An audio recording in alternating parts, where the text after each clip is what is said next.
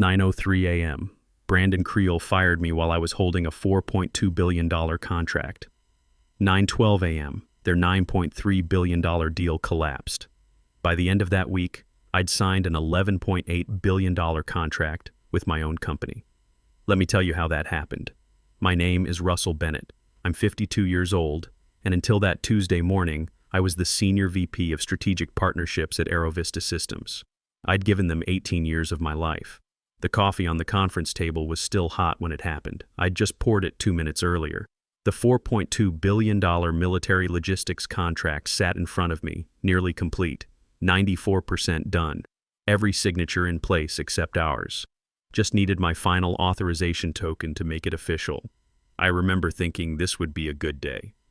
Then Brandon walked in, didn't sit down, didn't wait for the 6 other people in the room to finish their status updates, just stood there in his tailored Navy suit and said it. "We're letting you go, Russell, effective immediately." For half a second, I thought he was joking. For half a second, I still believed the last 18 years meant something. Nobody in the room looked at me. Not Aaron from compliance, not Teresa, who'd worked alongside me for 15 years. Just silence, and people suddenly very interested in their laptops. I started to respond, but Brandon raised his hand like I was interrupting something already decided. "We need leadership that aligns with our vision," he said, eyes fixed on the wall screen behind me. "Velocity, adaptability, less legacy thinking holding us back." Legacy thinking. That's what 18 years of building their contract infrastructure had become. I'd survived 3 CEOs at this company, lived through a hostile takeover attempt in 2019, personally stopped a Russian cyber attack in 2021 that tried to forge my signature on a $1.2 billion F-35 parts contract. I built the digital authentication system they still used every single day. And Brandon, he'd been here 18 months, arrived as chief digital officer because his uncle Charles sat on the board. He was 29 years old with an MBA from Stanford and 0 actual field experience. He loved buzzwords, AI, disruption, agile frameworks. The board ate it up. He wanted credit. I wanted work done right. He wanted to impress investors with big announcements. I wanted to protect the systems that kept us solvent. He wanted my position, but he didn't understand what came with it. Brandon stepped around the table and pulled the contract documents from in front of me. His fingers left prints on the cover page. "We'll handle it from here," he said, flashing that smile he used in board presentations. "The $9.3 billion defense AI deal goes live today. Should make the quarter look exceptional." I didn't say anything. Didn't tell him that without my authorization token, that $9.3 billion deal had exactly 9 minutes before it automatically voided itself. Let me explain something. 3 years ago, after those Russian hackers tried to forge my signature on the F-35 contract, I rebuilt our entire authentication system from the ground up, spent 7 weeks on it. I called it the Sentinel Protocol. Every contract over $1 billion required a biometric encrypted token synced with DoD NIST 800-171 compliance standards. The token had to match the original project architect, my token for any contract I originated. If that token wasn't verified within 9 minutes of contract execution, the system would auto-void. No alerts, no warnings, just a quiet shutdown and a permanent flag sent to all parties. It was designed that way for security, to prevent exactly what almost destroyed us in 2021. I'd presented the Sentinel Protocol to the board 4 years ago, right after the attack. Charles Creel himself had signed off on it, the same Charles who later brought in his nephew Brandon. Brandon had sat in on the final approval meeting, skimmed the first 2 pages and said, "If it makes us look more secure to investors, approved." He never read how it actually worked. Never bothered to understand the technical architecture. Never asked what would happen if the original token holder left the company. So when Brandon took those contract documents from my hands at 9:03 a.m., he'd just started a countdown he didn't even know existed. I stood up, didn't say goodbye. The hallway was empty as I walked out. My footsteps echoed on the tile. The elevator dinged too loud in the silence. As the doors closed, I thought about my father, Arthur Bennett. He worked 30 years at a GM plant in Detroit. Machinist. Good with his hands, could fix anything they put in front of him. Then 2008 hit, and the economy collapsed. The plant closed 6 months later. Automation, they said. Cheaper to use robots than pay union wages. He was 54 when they let him go. Same age I am now, give or take. He spent the next 3 years looking for work, sent out 200 applications, got 4 interviews, no offers, died of a heart attack in 2011, still unemployed. I've always believed it wasn't his heart that killed him. It was the feeling of being replaceable. He used to tell me when I was young, "Russ, you make sure you're the guy they can't replace. Be so damn good at what you do that losing you would be stupid." I'd believed that. For 18 years I'd believed that. I started at Aero Vista when I was 34, right after my Navy discharge. I'd done 8 years on nuclear submarines, learned systems, learned precision, learned that details matter when you're 400 feet underwater and one mistake kills everyone. I got my engineering degree at community college while working security at night. Nobody handed me anything. I worked up from contract coordinator to regional partnerships to international compliance to senior VP. Built relationships with generals and defense contractors across 4 continents. Learned which protocols actually kept us safe and which ones were just paperwork theater. That $4.2 billion contract I'd been holding when Brandon fired me, the completion bonus from that was going to fund something I'd been planning for 2 years, the Arthur Bennett Initiative. Scholarships for kids whose fathers lost their jobs to automation. First-generation engineering students.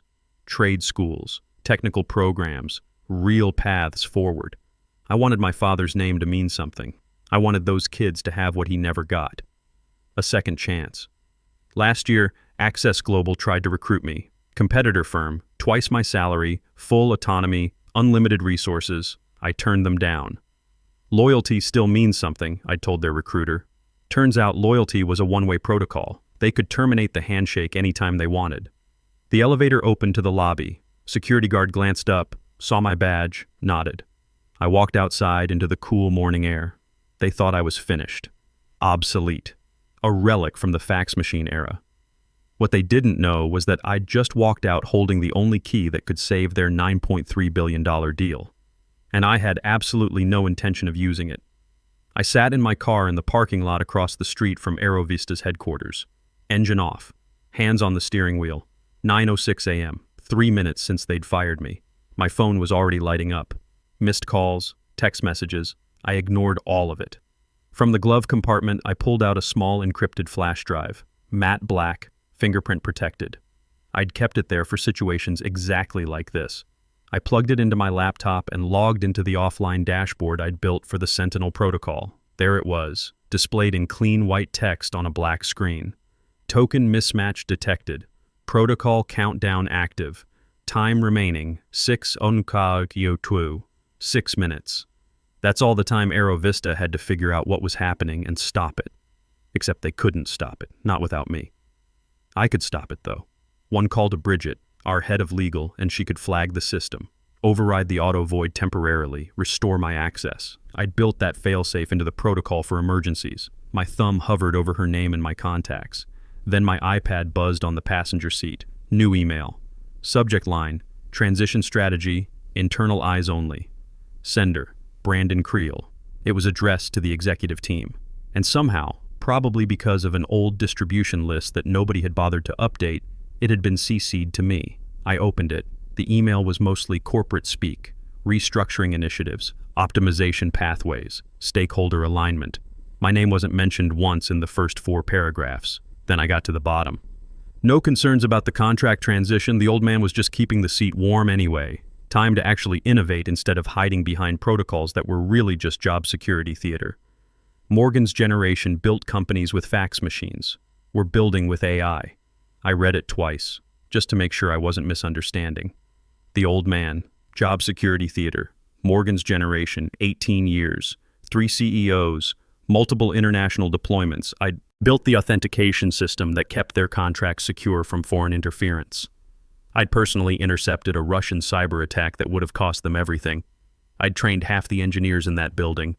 Job security theater. My thumb moved away from Bridget's name. I checked the countdown.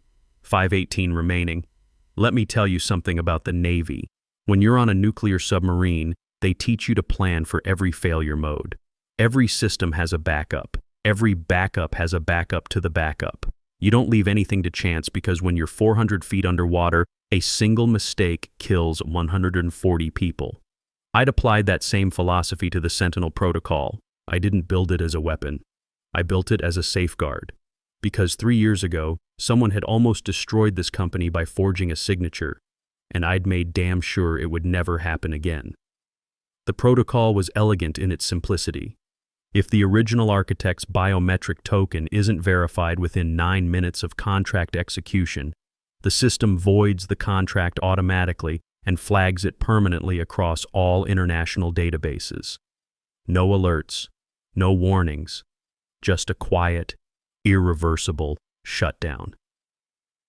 Brandon had approved it himself 4 years ago, sat in the meeting, barely looked at the technical documentation and said, "Whatever makes the board happy." Now he was about to learn what happens when you sign off on systems you don't understand. 4:42 remaining.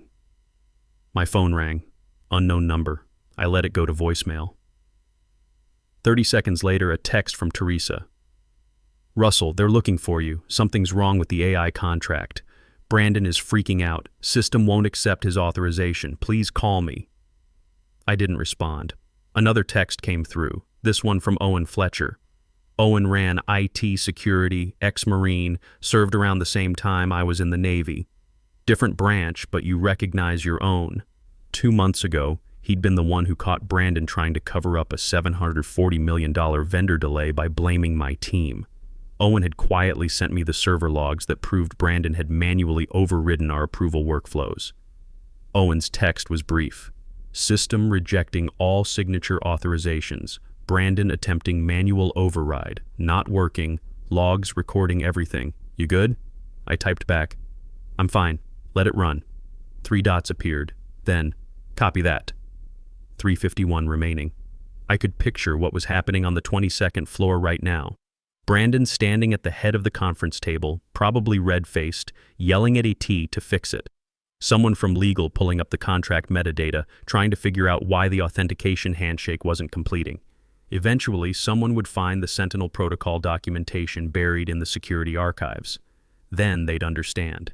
The only person who could authorize that $9.3 billion contract was sitting in a parking lot across the street, watching the countdown tick down. My phone rang again. Bridget from legal. I answered. "Russell, thank God, we have a major situation. The defense AI contract won't authenticate. The system says your token is required, but you're no longer..." She stopped. "Can you come back, just for the authorization? We can sort out everything else later, but right now we need..." "No." Silence on her end. I could hear voices in the background. Someone was shouting, "Russell, this is a $9.3 billion contract. If it voids, the company's stock will..." "I understand the implications, Bridget. Then why won't you..." "Check your email. Brandon sent something out this morning. You're on the distribution list." I heard typing, then a long pause. When she spoke again, her voice was different, quieter. "Oh, yeah. Russell, I didn't know he was planning to..." "It's not your fault. What do you want me to tell them?" I looked at the countdown. 2:19 remaining. "Tell them the system is working exactly as designed. Tell them I built the Sentinel protocol to prevent unauthorized contract execution. And tell them that when you fire the person whose authorization token the system requires, you don't get to keep the contract. Russell, they're going to lose everything. The stock price, the partnerships, the..." "No," I said. "They're going to learn something. There's a difference." 1:47 remaining. "I have to go, Bridget." "Russell, please." I hung up. My phone buzzed immediately. Text from Owen. "Brandon just screamed at IT director that he'll fire everyone if they don't override the system.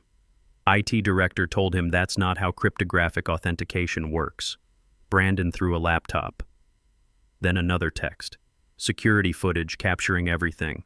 Thought you'd want to know." 1:04 remaining. I opened my laptop and pulled up a separate window. Bloomberg Terminal. Aerovista's stock ticker. Aero.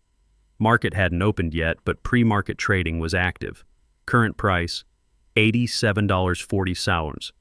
I watched the countdown. 45 seconds, 30 seconds, 15, 10, 5.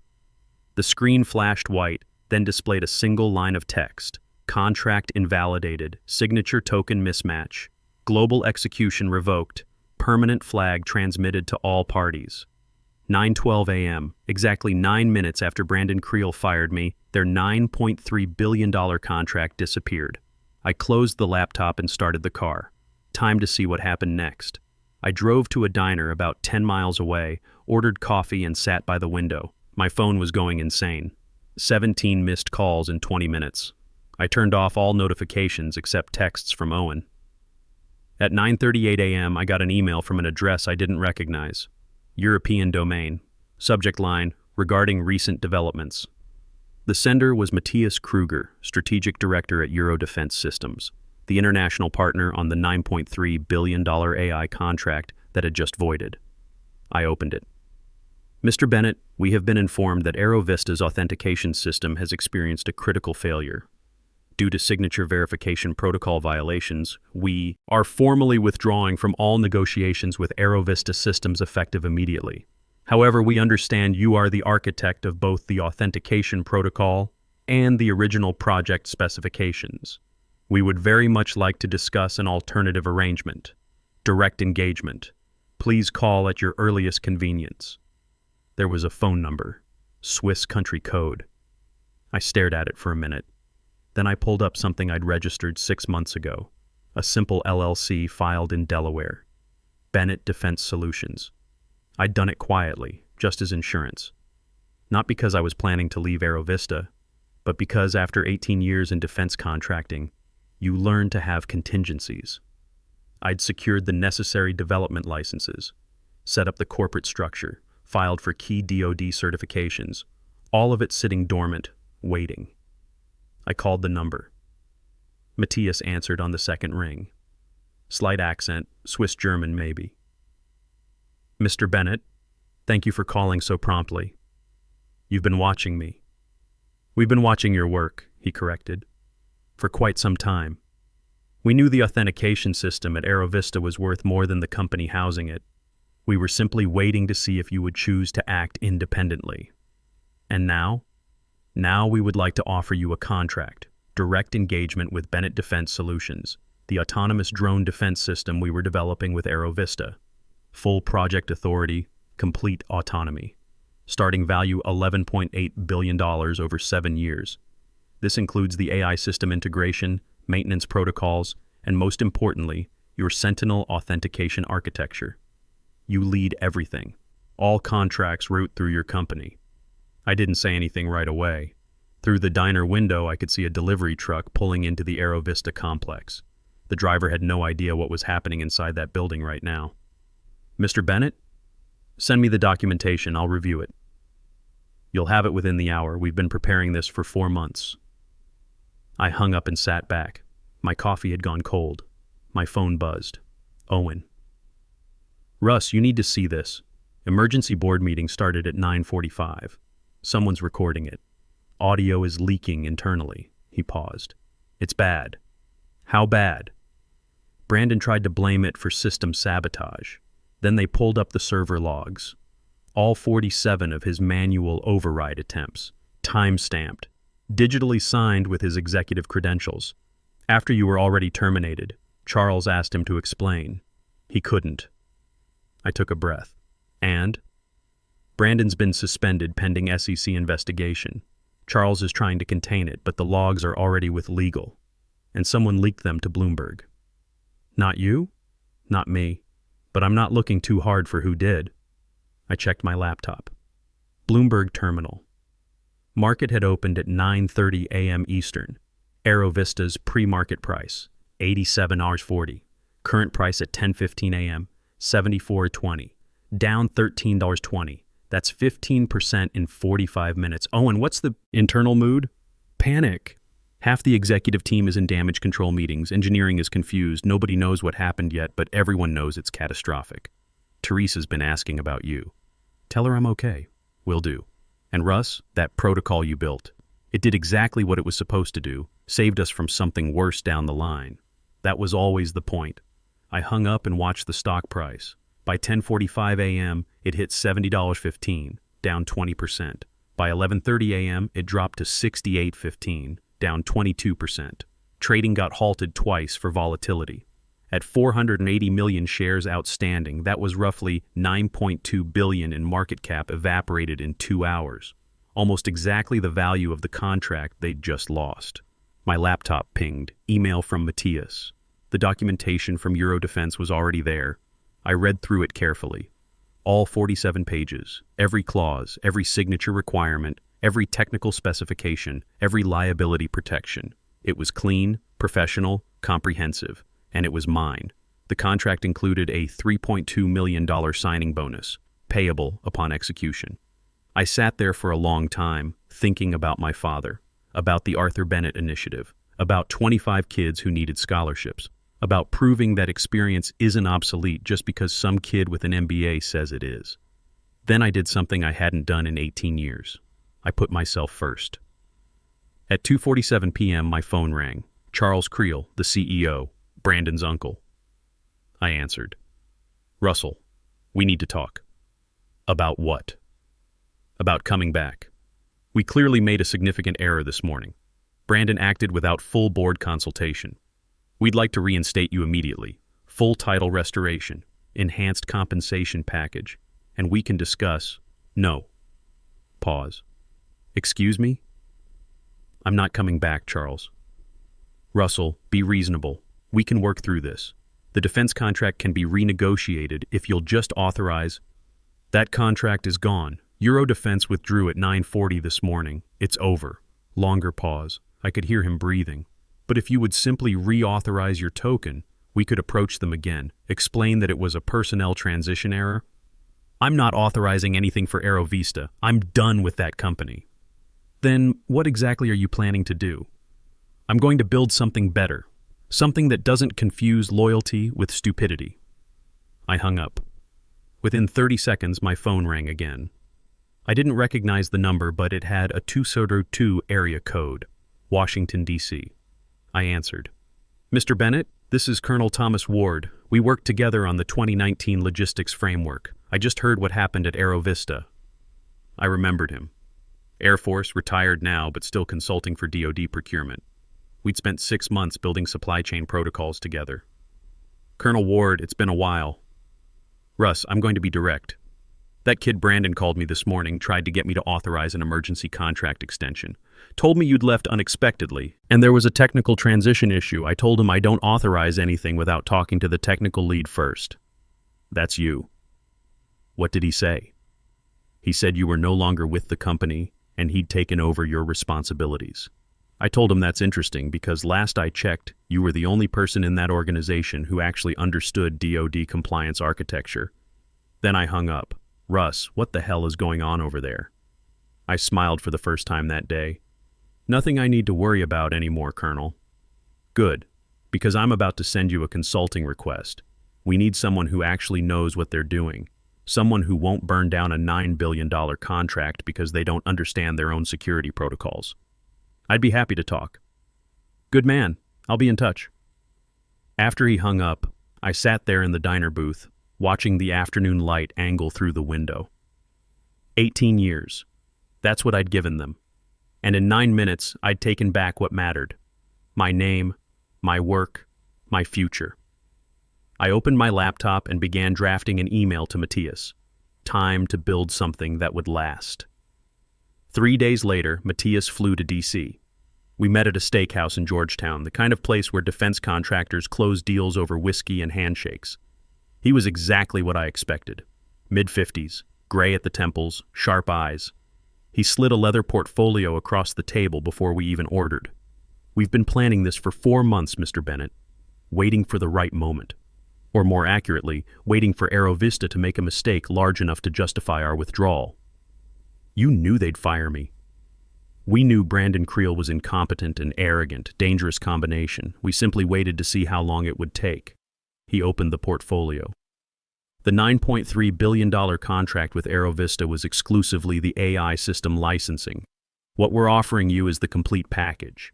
AI integration, deployment services, 7-year maintenance protocols, and most critically, your Sentinel authentication system licensed to our entire defense network. Total contract value, $11.8 billion over 7 years. I read through the contract, every page, every clause, every specification.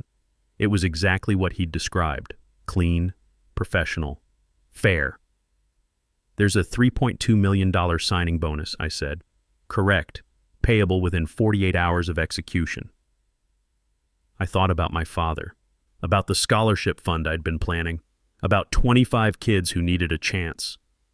I pulled out a pen from my jacket pocket, the same pen my father had used to sign his union card at the GM plant in 1985. He'd given it to me the year before he died. "This pen belonged to my father," I said. "He thought his union card would protect him. It didn't. I'm using it now to build something he would have wanted, something that actually protects people." I signed the contract. Russell Bennett, Bennett Defense Solutions. Matthias witnessed the signature and signed his own name. "Welcome to Euro Defense Partnership, Mr. Bennett. I think this will be considerably more productive than your previous arrangement." "I think you're right." Over the next week, things happened fast. Brandon Creel resigned from AeroVista on day 4. The official announcement buried the SEC investigation in paragraph 7, hiding it under corporate speak about pursuing other opportunities and spending time with family. But everyone in the industry knew what it meant.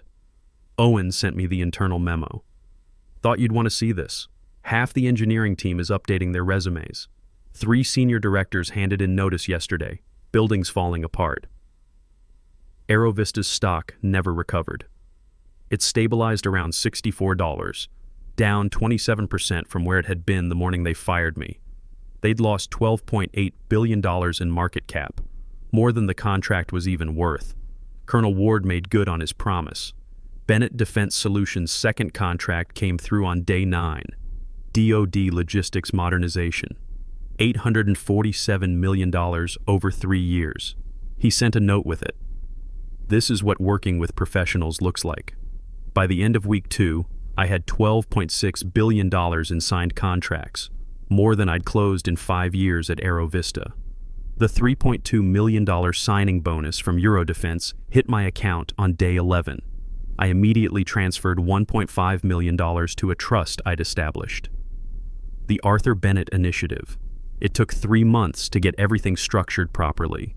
Legal entity, vetting process, university partnerships, application review system. On a cold morning in January, I stood in a classroom at Michigan State University. 25 students sat in front of me. First recipients of the Arthur Bennett Initiative scholarships, kids whose parents had lost jobs to automation, outsourcing, factory closures. 18 of them were first-generation college students. All of them wanted to be engineers. "My father worked 30 years as a machinist," I told them. GM plant in Detroit. When they closed it in 2008, he was 54 years old, same age I am now. He never recovered. Spent 3 years looking for work. Sent out 200 applications, got 4 interviews, 0 offers. Died of a heart attack in 2011, still unemployed. I held up the pen I'd used to sign the Euro Defense contract. Several students leaned forward. This was his pen. He used it to sign his union card in 1985. Thought it would protect him. It didn't. But I'm using it now to build something he would have wanted. Opportunity for people like him, like me, like you. A young woman in the second row raised her hand.